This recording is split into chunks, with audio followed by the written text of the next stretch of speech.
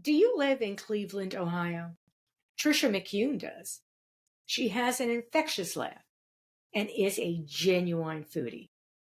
And now, Tricia McCune. Hey everyone, Joy Brooks, Email and Coffee. Today I'm talking with Tricia McCune, somebody I used to work with a million years ago. Well, half a million years ago. Hey Trish, tell us a little about yourself.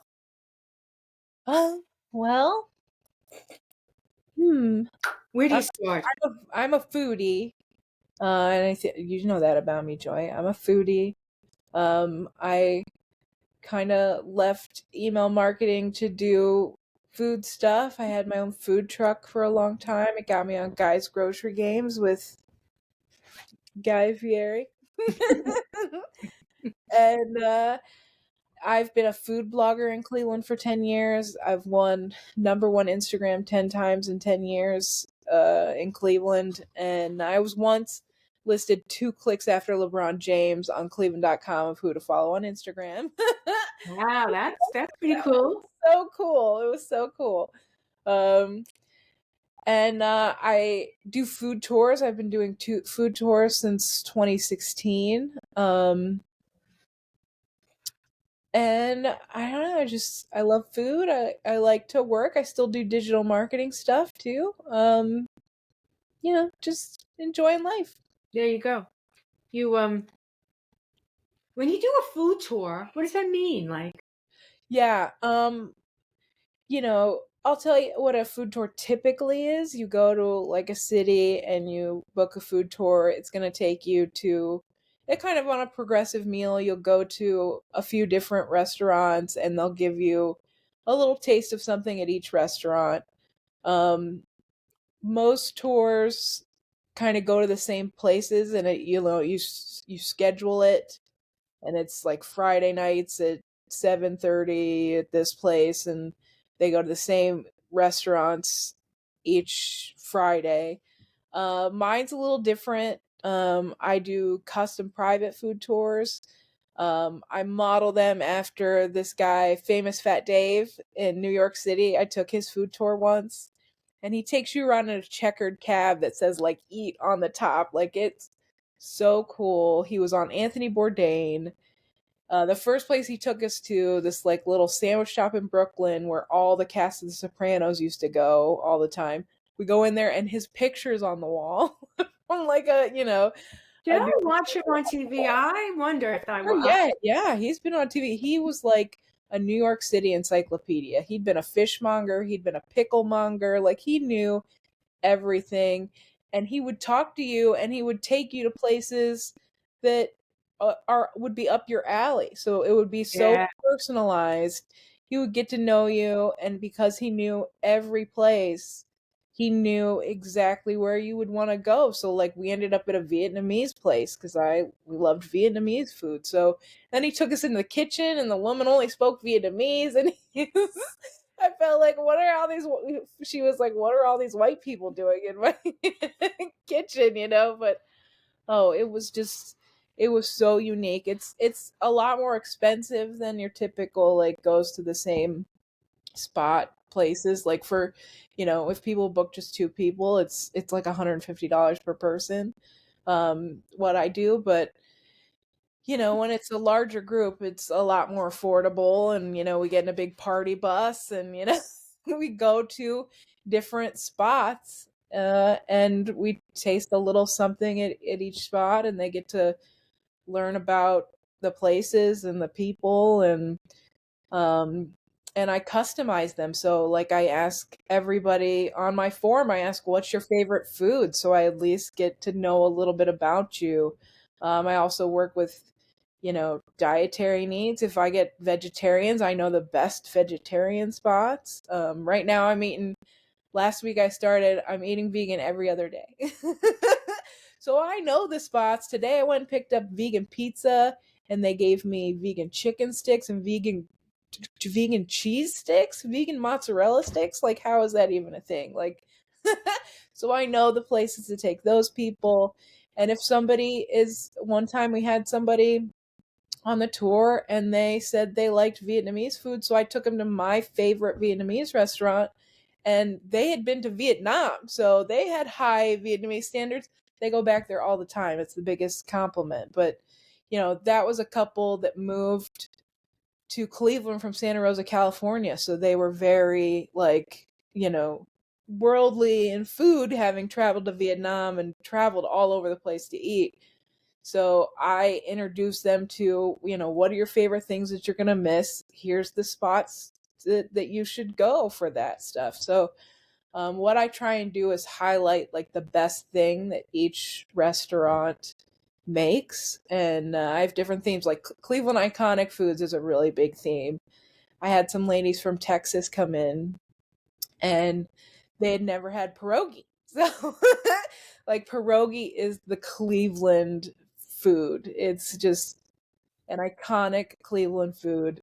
Everybody here eats pierogies all of the time. There's so many little pierogi stands and different pierogi shops, and so I took the ladies to get pierogi for the first time. Cleveland Iconic Foods is a really fun one. I used to do like 70 people big bus tours of Asia Town. We have one of the biggest Asia towns in a tri-state area, and Cleveland's hopping. it is. People come from all over. On the weekends, it's so packed because people are coming from all over to go and pick up stuff at their Asian grocery store. So there's like 3 big Asian grocery stores in Asia Town. One of the food tours, I took people to one of the grocery stores. It was a couple from New York City, and they came to Cleveland for their vacation. I thought that was just the coolest, craziest thing. Like, who would do that? Like, people make videos to make fun of someone who would do that, but like, it was so cool. We took them to the Asian grocery store, and they said, that was worth the cost of the admission. It was the best thing they'd ever seen, like going to this Asian grocery store. There's so many cool things at these Asian grocery stores, and they're huge. They're humongous. It sounds like you created a business around what you love. Yeah. No, definitely. Yeah. And without you had a food truck for a while. Mm-hmm. Yes. And that's almost totally, that's food, but it's a totally different concept. So totally different. And didn't you win a bunch of awards for that? Oh yeah. It was ridiculous. So I'd started blogging about a year before we opened the food truck, so I kind of documented that process of opening the food truck. And our food truck was called Walk and Roll, WOK. And Cleveland is rock and roll city. I have a picture of Walk and Roll in front of the Rock and Roll Hall of Fame where we were serving food one day. Um the name got pinged so much. We were on Zagat's hottest food trucks list before we'd ever sold a thing off the truck. We hadn't even opened the flap and sold anything from it yet. We just were getting pinged so much. The Food Network called the very first year. We didn't end up making it on the Food Network till years later, but the food truck called the first year just because we had made such a name of ourselves. And there was a special like Asian food truck list that would come out every year, and we were, that only had like 3 to 5 food trucks on it, and we were on that for just every year. One of my favorite things is Spoon University put us on a list of food trucks that were seriously better than a sit-down restaurant. Wow. Wow. And like the write-up just got it, what we were trying to do. And yeah, we won Cleveland's best food truck. We won a lot of stuff. In 2016, we were simultaneously listed the number 6 and number 8 best food truck in America on different food truck lists. And just getting that high on those lists made us the number 1 food truck in Ohio on another list. So yeah, we won things. Food truck businesses all the time is hopping in Cleveland. Yeah, well, I think we got in at the right time. We launched in like 2014. And the year we started, I think 8 food trucks started. The next year, like 20 started. Like got saturated the very next year.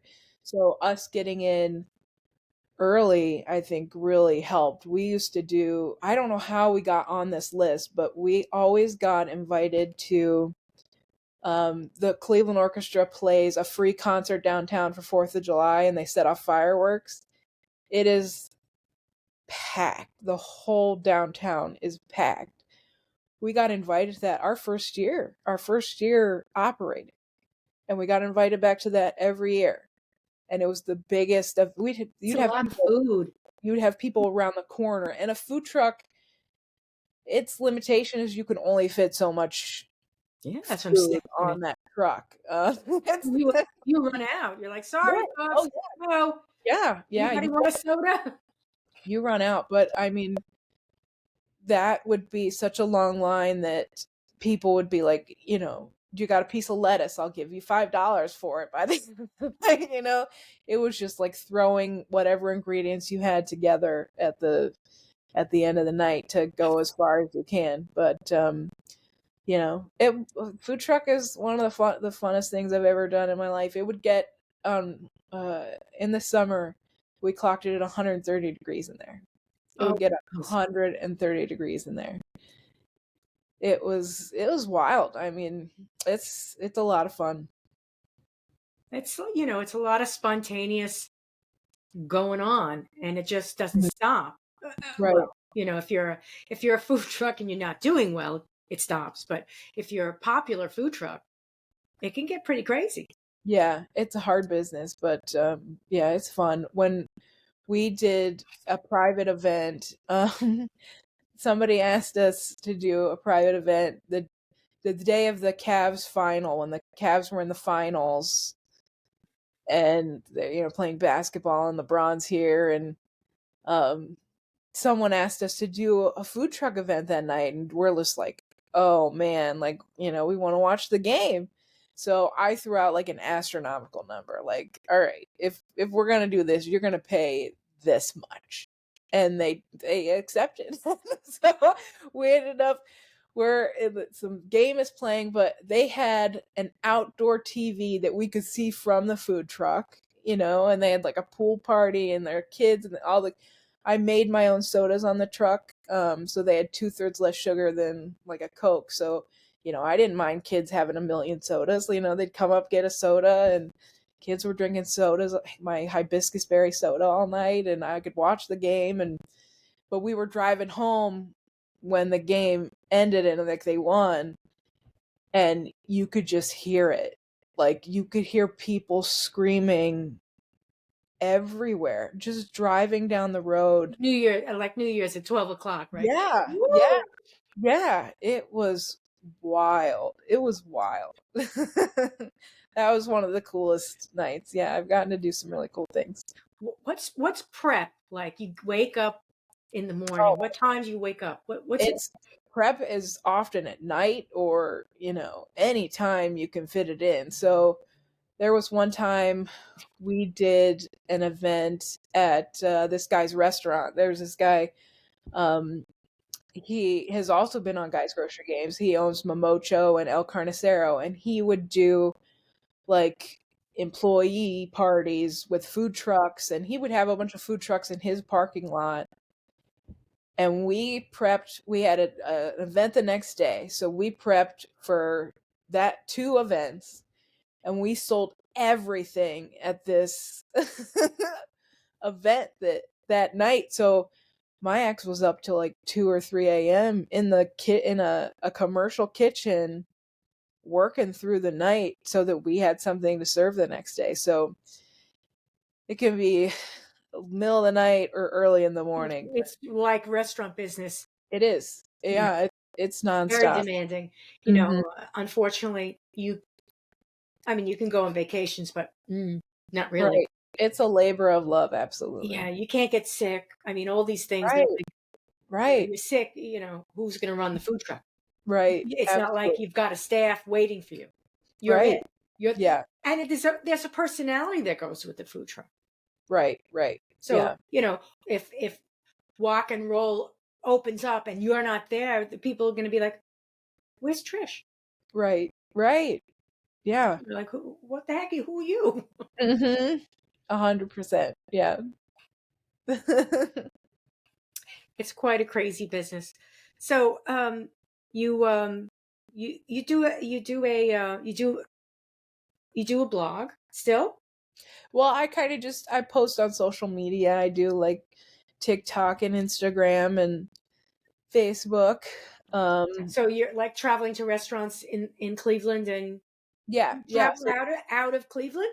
I do. I don't always post as much about that. I maybe do that more on TikTok.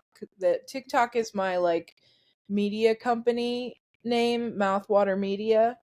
So, I feel a little bit more leeway to post on there. Even though if you search me, you can search CLEFoodies and I'll come up for that. But because I used to post about places other than Cleveland, and people would just like rip me on it. They'd be like, "I woke up wanting to go to this place, and I can't." Like, No, because it's and not in Cleveland. yeah, I get it. And I get it. And I see other people that even do Columbus stuff, and that, their Columbus stuff isn't going to do as well as their Cleveland stuff if they're a Cleveland food blogger, for the most part. You gotta, if you're more Ohio branded, it might work better. But um, yeah, yeah. So today I got invited to a pizza shop, and I knew they do a lot of vegan pizza, so I'm doing vegan every other day right now. And today's one of my vegan days. So I asked them if they'd do a vegan pizza with me.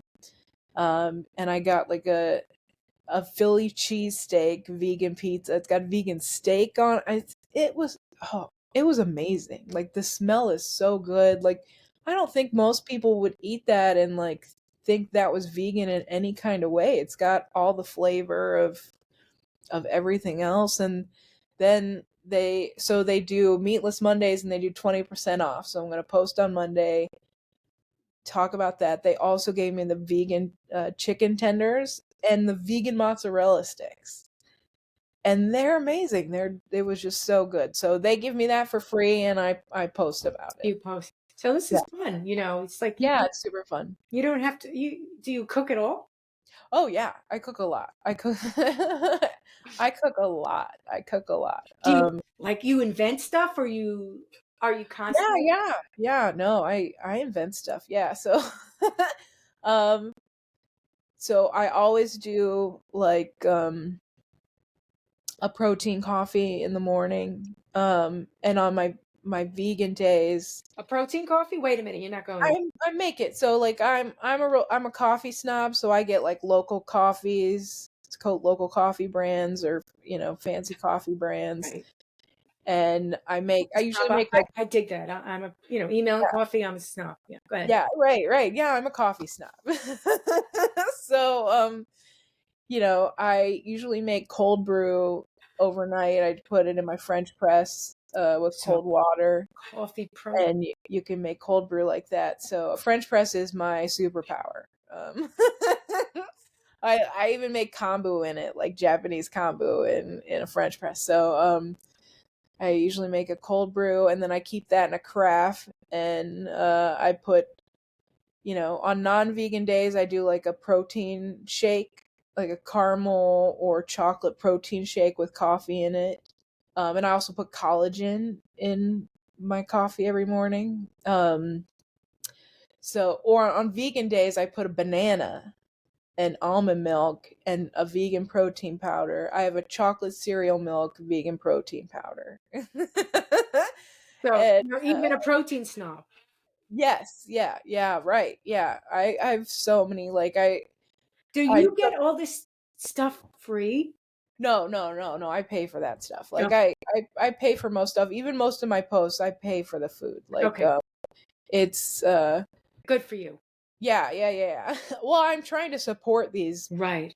businesses too. So, a big thing about it is, finding some of these smaller businesses that don't invite all the bloggers out. So I don't have the same feed that everybody else it does. You know what I mean?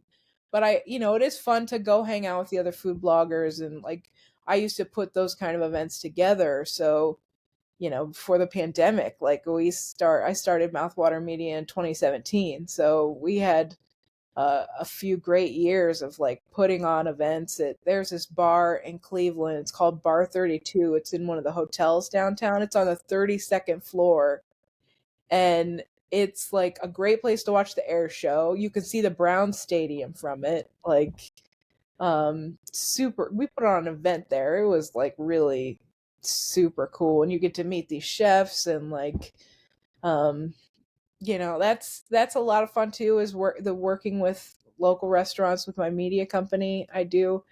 Um, right now, I have the Crispy Chick. Is just the it's Black female owned.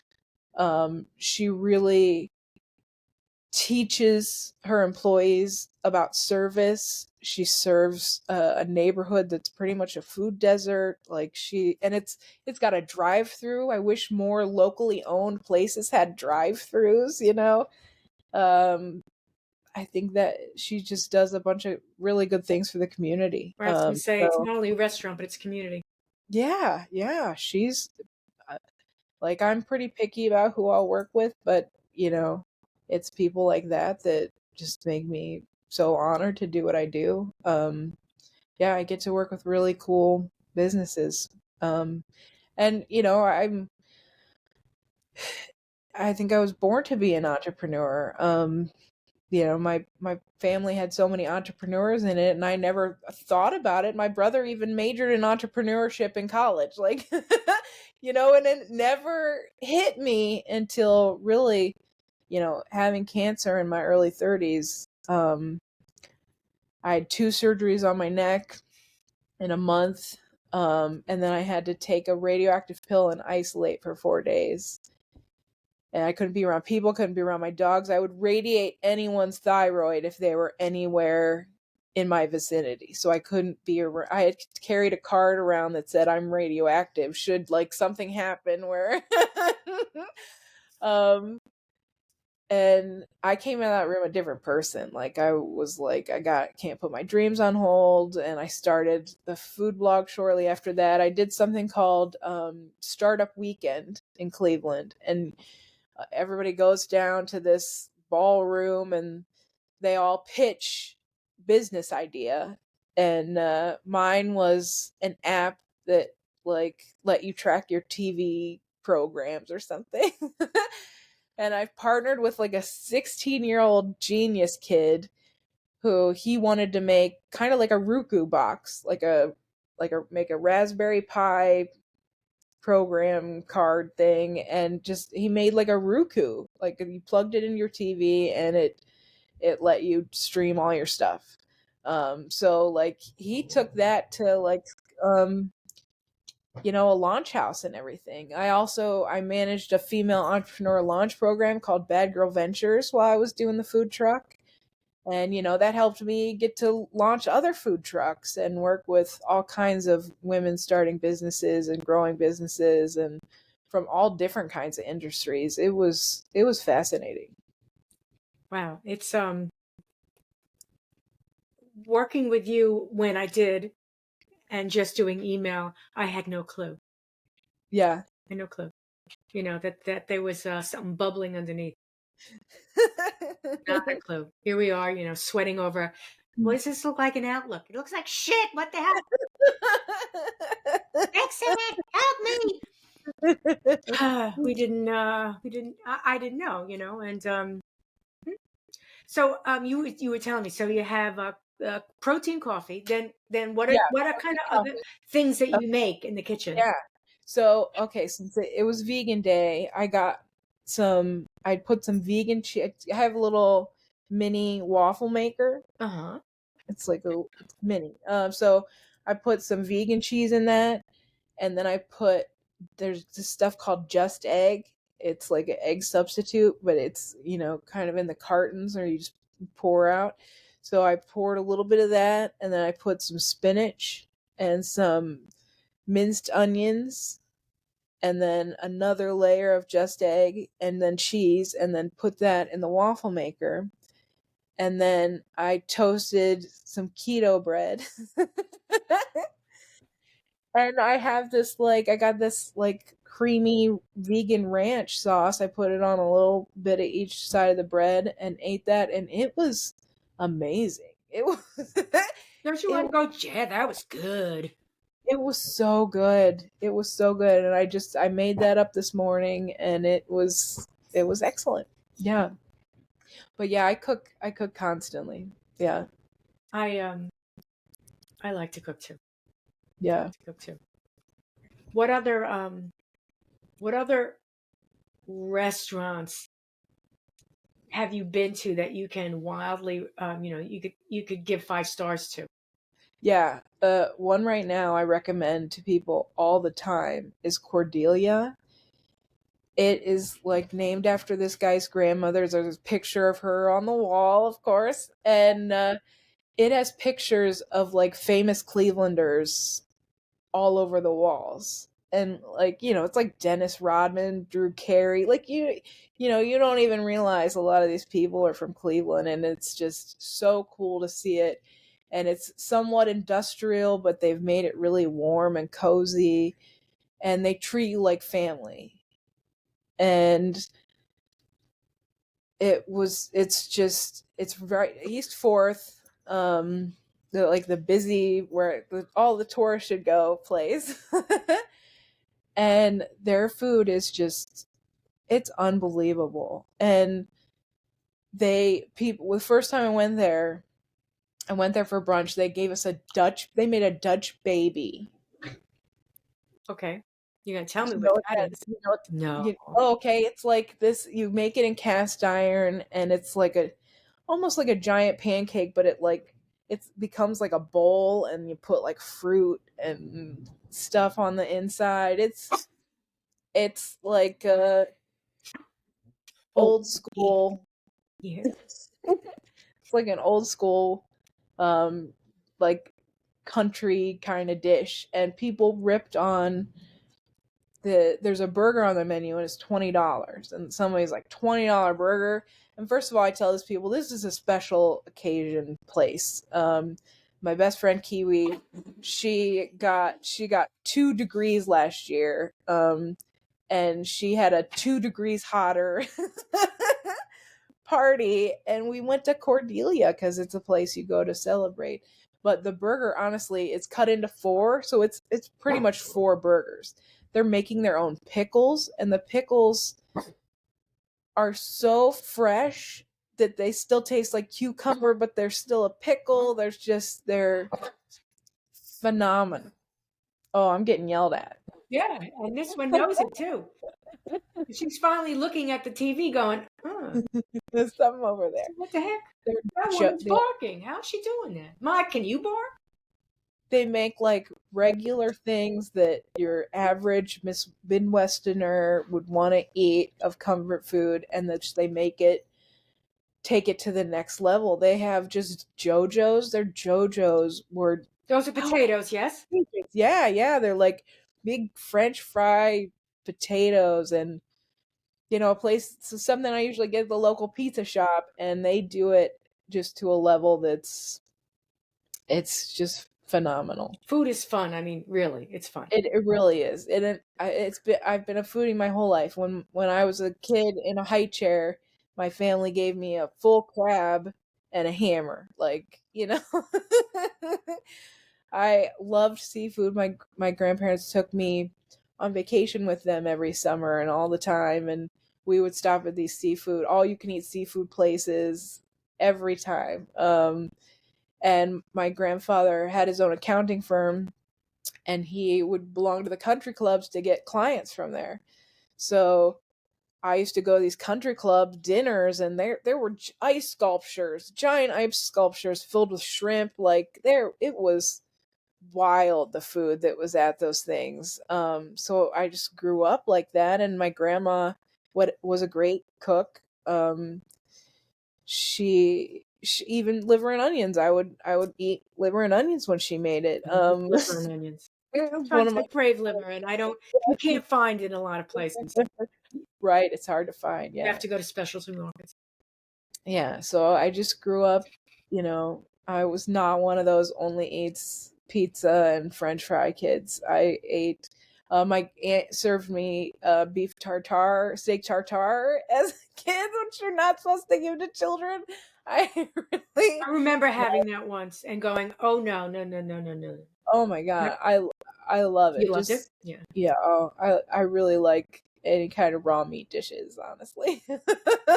I did like clams as a youngster, which is unusual. Yeah, yeah, I really love seafood. Crab legs are probably my favorite thing, but I don't know, sauerkraut and pork is like a comfort food thing I really love. I love sauerkraut and pork. I love sauerkraut, yeah. Oh my Mhm. God. In the winter? Oh yeah. My family makes it every New Year's. That's what we eat for New Year's Day for good luck. Now, is that like, is it like, do you put vinegar in it? How do you make it? My grandma makes it. She puts apples in it. Apples, right? I put Yeah. apples. Yeah, and she browns it with the meat. Mm-hmm. And I don't know, we honestly could never figure out what my grandma does because hers is usually so much darker than any other time we make it. But yeah, I like to get Amish sauerkraut, Mm. um, and So you're just mixing all sorts of cultures all together there. yeah, yeah, yeah. That's okay. The I happen to like. We were talking. I think we were talking about Asian food, and I like Thai food, but I can't find lemongrass, and I just want to put lemongrass in everything. Right, me too. Yeah, that's my favorite. I can't My find it. I can't find it, and I'm like, I don't even know what it tastes like, and I'm craving it. wow. Well, I mean, you got to look up an Asian grocery store. An Asian grocery store would definitely have it. It's like very long. Very long. So we did on my food truck. It was kind of Chipotle style, where you picked your dish and then you picked your protein. Mm-hmm. So we were very vegan friendly. Like you could get the vegan option on any of the dishes. So vegans had a lot of different options, but we made lemongrass chicken and we modeled it after the Vietnamese place that's my favorite, and the Tato and the lemongrass chicken they make there. It's so good. It comes out, it still tastes like the wok. Um, and this is like a mom and pop Vietnamese shop. My favorite restaurant in Cleveland, mom and pop Vietnamese shop. They've since passed it down to their kids, but like they're the couples from southern Vietnam, which has less French influence. And while French food is one of my favorites, this when you go to most Vietnamese restaurants and get lemongrass chicken, it's going to come out covered in sauce. Right. But the lemongrass chicken from Tato comes out and it's dry stir fried. It's like crispy on the edges, like charred, and still tastes like the wok. I've never had anything like it anywhere else. So we modeled our lemongrass chicken on the food truck after that. So we worked with lemongrass a lot. Like I said, I don't even know what it tastes like, and I crave it. And I go to the store and I go look for it, and when I find it, it looks like it's been there for the past 24 years, and I'm thinking, is that the way it's supposed to look? Because I don't think so. No, it should be nice, a pretty green color. Right. It shouldn't be Yeah. yellow. Right, right. Yes. Oh, I just, I enjoy not knowing what it is that I'm eating. Yeah. So, Oh yeah. what am I Oh eating? yeah. Just Don't tell taste me. it. Just taste it. Okay. Oh, this is good. What is it? It's I remember I worked for an import export company. So it was a Japanese import export company, and it was like late 70s, early 80s. And the Japanese love food. Oh yeah. They love Yeah. food. Japanese is one of my favorites. But they Yeah. love all kinds of food. So one of the Right. things that they would do, one of the celebration things that they would do, they would take us to a real Chinese restaurant where you got, it would be like you're getting successive different dishes. It's not like, okay, here comes your soup and here comes your meal and here comes your dessert. It's like, here comes this. Here comes Yeah. this. Here Right. comes this. And it doesn't stop. And I remember one of it was so good. It was so crispy. And I was like, what is that? jellyfish. What? It was so crispy. Oh, that's so cool. It was With so crispy. with Korean meals, they bring out something called banchan, and so it's like little side dishes. So they'll bring like 6 to 9 little different things, and even if they bring the little fishies, I always give them a try. Japanese food, me and Stir Fry have gone to New York City and gone to like a yakitori place and tried all the different kind of like heart, kidney, liver, gizzard. Gizzard is my least favorite thing. It's like gritty. My dogs and I fight over the chicken gizzards. Oh yeah. All Oh the no. eggs. We fight over those. I sometimes give up. Like my mother and I used to fight over. We called the part of the chicken that goes over the fence the last. We'd fight over that. That little piece on the chicken. We'd fight over that. Chicken neck. I love chicken necks. I haven't had pork feet or chicken feet. No. Yeah. No, I haven't had those either. But I would, if somebody was like, you gotta try, like, that's something that I need to know somebody who likes it, who can tell me the right place to try it. Right. Yeah, yeah.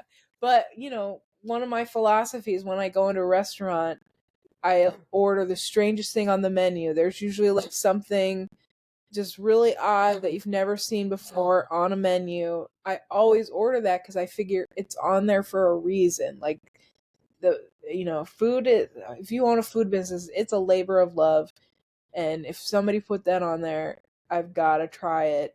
And it usually serves me well. A lot of peanut butter burgers. I love that's hamburger with peanut butter. My girlfriend told me about that, right? Yeah. I'm like, really? She goes, it's really good. You gotta try it. And with the pickles too. There's this one like soda shop. Are you pregnant?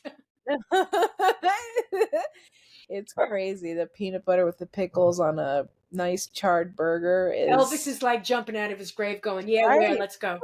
Right. No, I know multiple places that make peanut butter burgers. What is the strangest thing you've ever eaten? Strangest.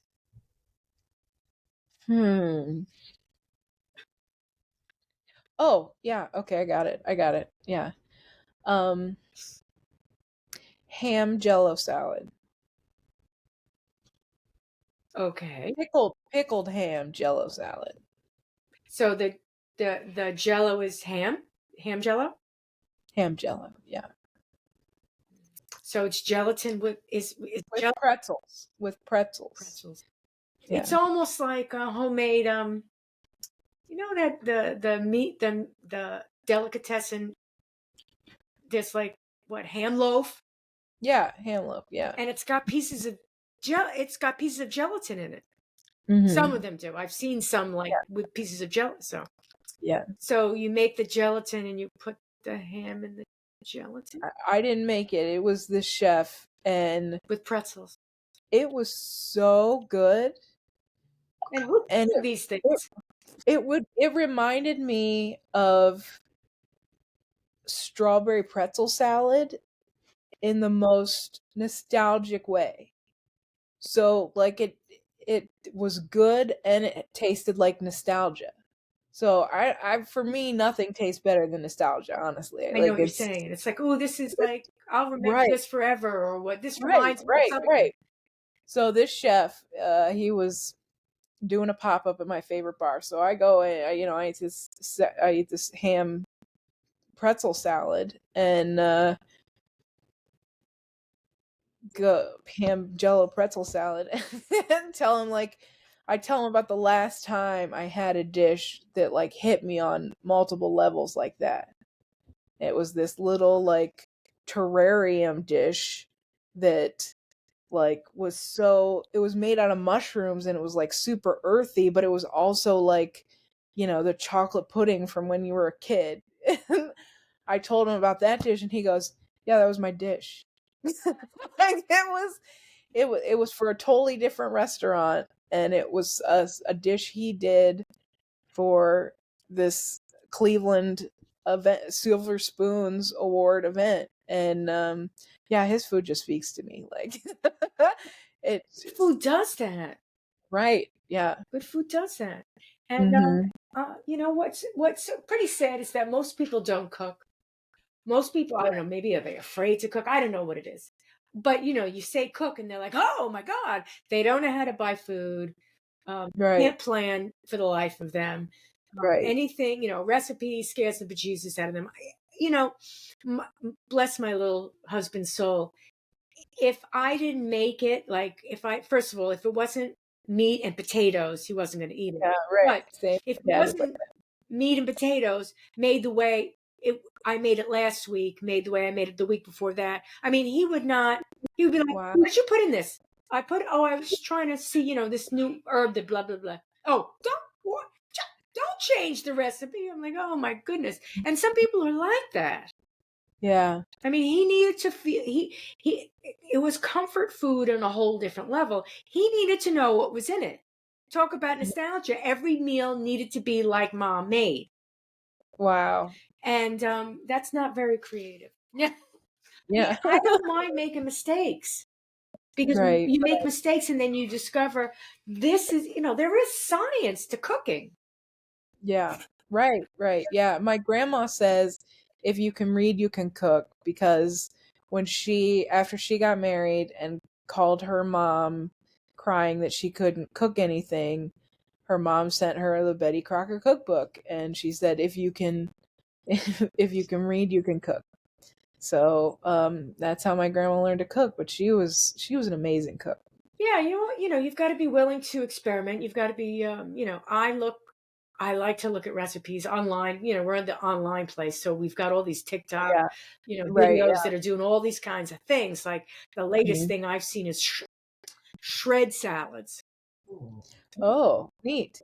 Everything Yeah. cut up really small. Right. Yeah. I bought one of those things where you. It's not, you don't shred it. You Yeah. just cut it up really small by hand. Yeah. Oh wow. Shred salads. And everything's in it. Everything. The lettuce, the celery, the carrot, whatever it is, it's really small. And Yeah. basically it's almost like a dip. You can, it's almost like salsa. Right. Not salsa, but it's almost like salsa. Oh, that's neat. And I've seen so many, so many. It's a trend. I like to see the trends because I'll like pick up on something and I'll be like, oh, let's Right. let's make this. Like, they make the salad dressing. I'm like, oh, is that how you make that salad dressing? Or Right. little secrets like baking soda, not too much. Baking soda will crisp chicken wings. Oh, right. When you're Right. making them in the oven or when you're making them in your whatever those Air fryer. those newfangled air fryers. I cook everything in my air fryer. So like even if I have a recipe, I'll adapt it to my air fryer. So like I go places and I'll eat stuff and then I'm like, how can I make this at home? In my air fryer. Sugar free, low carb in my air fryer. So that's what I do. Last weekend we went to Top Golf. Have you ever been to Top Golf? It's super fun. Okay. It's like mini golf or? It's like a driving range, but it's like the one we go to is like 3 floors. Like so you got 3 floors of people and you're aiming for like targets and you're playing games. So it's like tracking where your ball goes and you score points and there's an Angry Birds. You can play Angry Birds. And they had I got a skinny mojito, so I don't drink, so it was a non-alcoholic mojito, but it was also with skinny syrup. And so now I'm like I got to make that at home. I don't do like a lot of sodas, but I do. So I got I've watched Water Talk. Do you know what Water Talk is? Mm-mm. So these ladies, Have you run out of beef sticks for the dog? What's that? Did you run out of beef sticks? Oh yeah, I did. I did. Sorry. Beef sticks went very fast. Yeah, really. We're not talking about eating beef sticks, no. The dogs eat the beef sticks. Go ahead. Yeah. So So, Water Talk. What is it called? Water water talk. They Okay. take like water and they put different like flavor things in it. Okay. And it's like a cocktail but just with water and either squirt pumps of like sugar-free things or the powders. So I have a whole drawer and part of a shelf dedicated to like different water flavoring things. So water intake is I try and drink like close to a gallon of water a day. I'll be So lucky if I finish this. I don't think I make it. I probably barely do over half of a gallon a day, but I I put all these things in the water to like encourage water Right. drinking, and Right. I do that in the morning, and it they're works. It works. If you like do that, it works. like this is raspberry sugar-free syrup and a prime part of a prime energy like prime hydration drink packet. You ever tried Element? Yes. Yeah. I'm doing Element. Yeah, it's like that. I got one that's like yesterday came in the mail that's like a cola and it's like a little tab you put in your drink and it like Fizzes up. dissolves. Is it Yeah. fizzy? It's the drink is ultimately not fizzy. It almost tastes like a flat soda that you're drinking, but maybe I should get some tonic water or something. I don't know. Bubbles I are love great. tonic water. Yeah.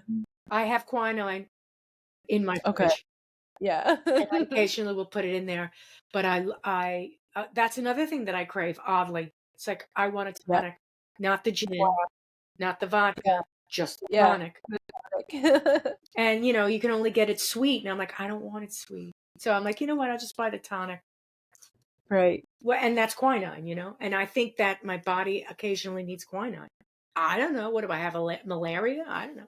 I don't know. I really don't know. I do believe that when the body craves something, there's a reason, and just do it. Right. To some Yeah. extent. I mean, if your body craves salt, that doesn't mean you should eat, a bag of pretzels. It means your body needs salt. So try to figure out how to get the salt in there. Right. And, pretzels probably not, the best way. Although, I remember, I used to eat a lot of popcorn, and that was because I was craving. There were different times that I would crave salt, so I would eat popcorn. Yeah. Kind of weird. I'm more aware now of cravings than I ever was before. And the element really, I realize the element is taking care of that salt craving. Yeah. So what was like? What was? Is there like the worst thing you ever ate? Like, oh my God, this is terrible. You don't have to say where it was.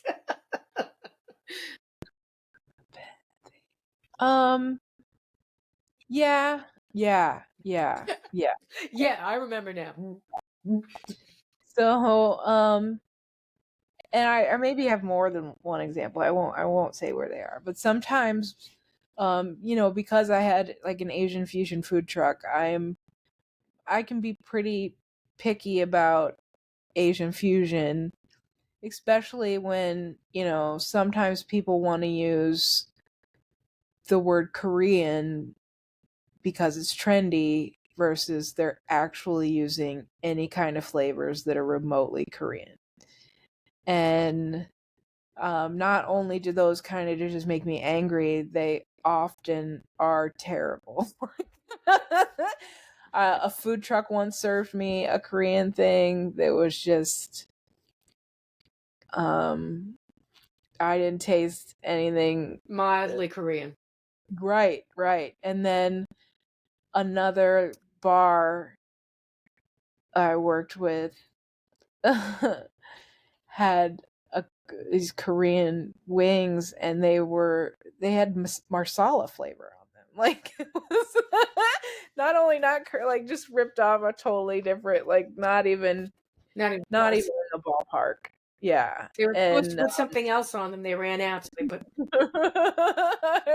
no, that I think I had them multiple times. They like always tasted like that. That's not good. It was not. It was not. So those, so just with Korean and Vietnamese food are those hard ones for me. There, but there's this one guy. He owns a restaurant here called Rice Shop, and I was once a judge on like a panel of deciding what businesses were going to go in this food hall in Cleveland. And so we got to try all the different contestants, all the people vying for it. We got to try their dishes, and this guy had like a Vietnamese fusion place, and whatever it was something so small. It was like a pork belly with and he had so many Vietnamese flavors packed into that, and I knew that as someone who just obsesses over Vietnamese food, that nobody was going to taste all those different things that I tasted in there that are just expressively Vietnamese.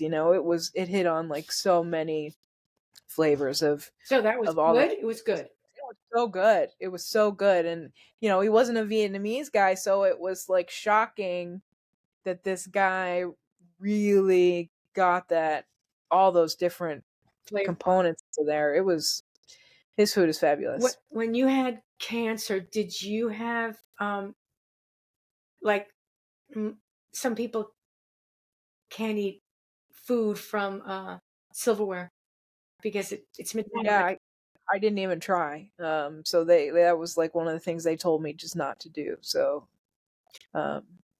Yeah. Oh, somebody told me the other day that one of their family members who had cancer still can't eat from metal food. Yes.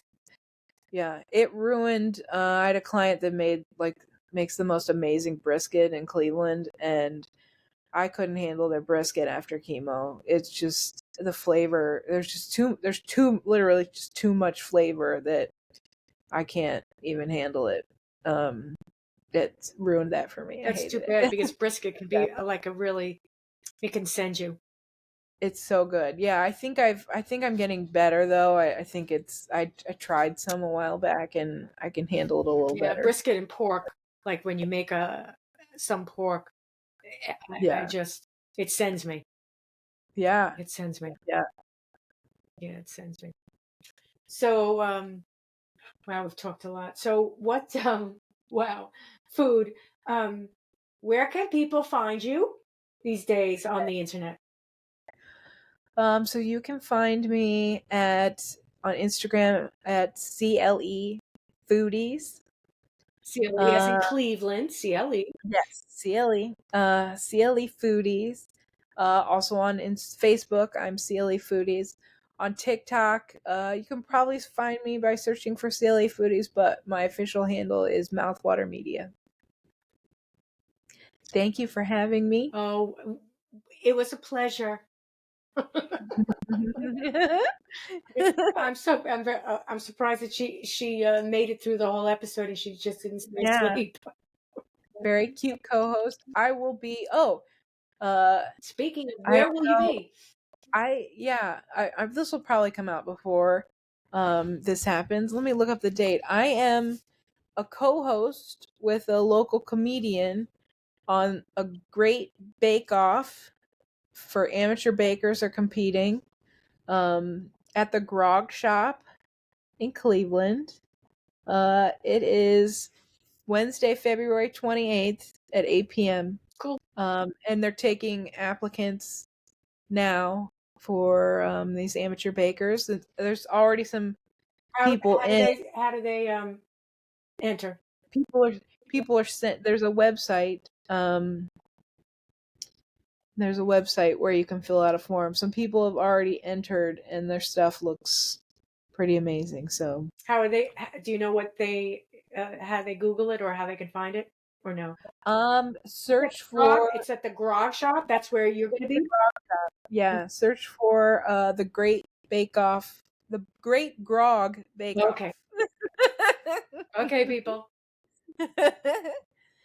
Great Grog Bake Off in Cleveland. And I'll leave it by saying, try something new.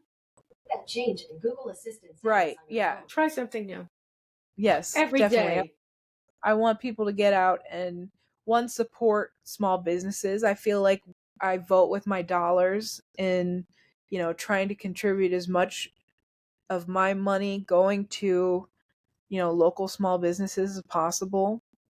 So, my feed definitely, I focus on a lot of smaller businesses, knowing the young entrepreneurs of Cleveland. I'm, their family. I'm tapped into those people. That's another thing with what makes my food tours unique. I once did a food tour. It was a surprise birthday party for this guy, Rob. And, he loved donuts, and there was going to be a donut place opening in Cleveland, Beer Donuts. My friends they have a company called Brew Nuts. They make beer donuts. They are just fabulous. Their first event, right, their first event selling food was my first event selling food. Like, we were in the basement of Slovenian National Home together. They were serving mini beer donuts, and I was serving Asian fusion hot dogs and handmade sodas. I had espresso soda, apple cinnamon cider, shrub soda, and just like crazy Asian fusion hot dogs. um, and so I got Rob into Brew Nuts 6 months before they opened, and the owner took us on a tour and told us about how the build out was going to be and showed us all around and gave him a set of donuts that said "Happy Birthday, Rob." So, that is things I do for people that are so unique, because I know these people. I know the people behind these things. I took people to my last tour big tour I did. I took people to Real Smoke Barbecue, and we tried a Polish boy. It's an iconic Cleveland food. It's like a sausage in a bun with barbecue sauce, coleslaw, and French fries. It's just like a Cleveland dish, and this place makes the best Polish boys. They closed out the whole restaurant for us, and one of the people directly involved with the organization is telling everybody about the place. And it's just getting to do things. The couple that came in from New York City, we took them to Express Deli, a place every Clevelander has to go. Corned beef is Cleveland. When they make that corned beef, somebody babysits that corned beef all day. Somebody is assigned to that corned beef when they make that corned beef. And they're not only serving amazing food, they are service. They have this great service. When the first time you go to Express Deli, you tell them it's your first time, and they give you a tour of the menu. They give you a little bite of each of their staple things they make. And they're like, people might leave not hungry after that, but it's just something that they just do for everybody. And their corned beef is second to none for me, and their food is just they took me from a sandwich girl to a wrap girl, in that they take a pita and they peel it and they roll the Reuben wrap up in that, and each bite you get a little bit of everything. It's absolutely perfect. And then the family that owns it are so nice, and it's just a place every Clevelander should go. But what's the expression?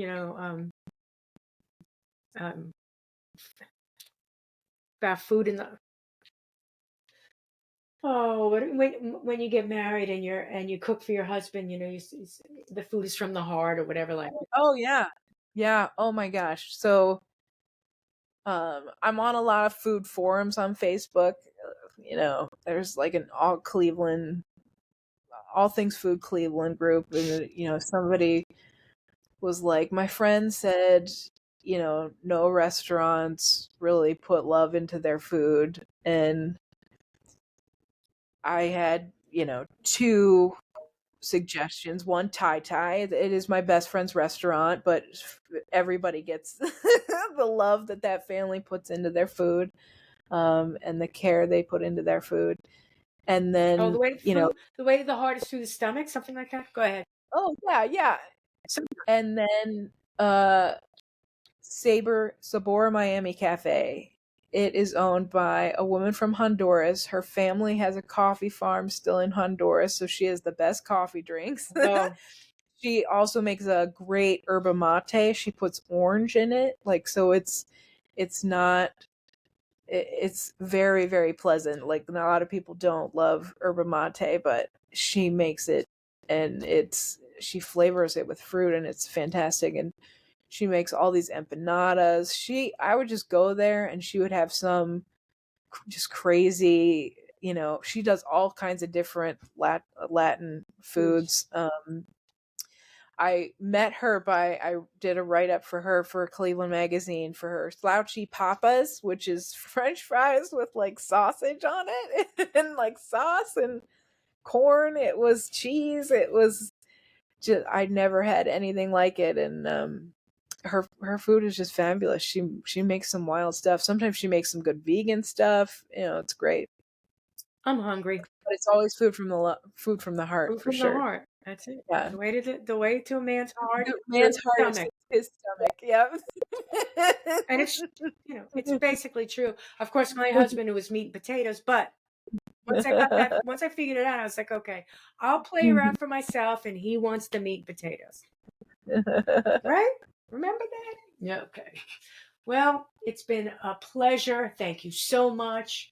It's been Yeah. wonderful. We have to do an email sometime. Yes. We'll collaborate on an email. Or maybe a meal. Or maybe, I don't know, maybe a recipe email we'll collaborate on. Yeah. Right. Oh, the recipes used to do great in the emails. Yeah. Recipes do well in emails.